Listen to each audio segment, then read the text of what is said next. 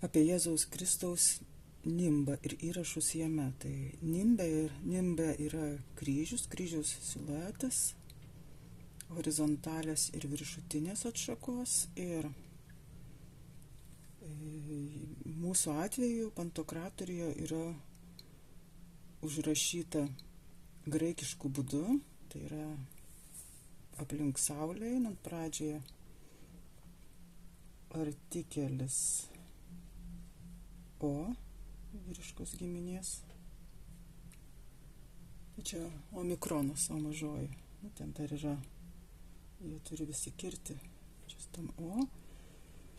Po to yra omega.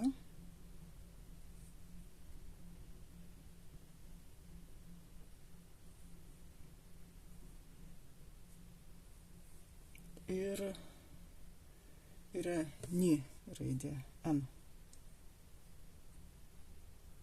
Tai čia kaip parašys, ar tiesiai tą brūkšnį, ar taip. Tai va, tai tokios raidės turi būti nimbe, šita kairėje, viršuje omega ir ni dešinėje. O kaip yra mūsų pantokratoriaus atveju, tai tvarka ta pati. Čia, kad atsirastų teta vietoj O mikrono, tai būtų klaida. Bet dėl šitos raidės. Ir čia jau yra tokia įdomybė, kuri pasireiškia jau slaviškoje aplinkoje, nes vietoj omegos, vietoj grinos omegos buvo rašoma ligatūra. Tai dar ta raidė pridedama viršui. Kokios jinai konfiguracijos bebūtų. Ir tai jau yra kirilinė raidė ot. Garsas ir yra ot. Na, tokia tradicija. Aišku, graikiška prasme išsikreipia, bet taip yra tiesiog. Tokia raidė pradėjo funkcionuoti ir ją pakeisdavo dažnai graikiška omega. Na, o dėl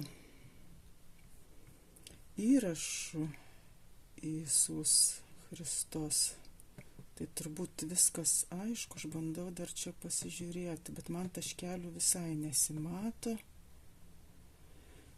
Jokių taškelių. Ką aš matau?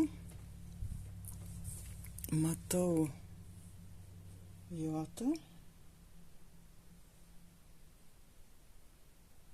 Nematau jokių taškelių. Jeigu būtų, tai dabar ukrainiečiai iki šiol išsaugojo su 2 taškeliais raidę. Po to matau itą.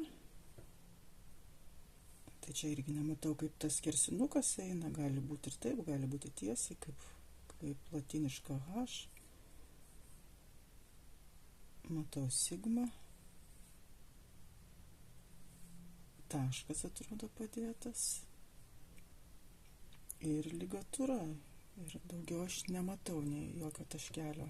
Bet jeigu jisai yra, tai tikrai būtų toks retas atvejis, nes 2 taškeliai paprastai rašosi. Tai tiek.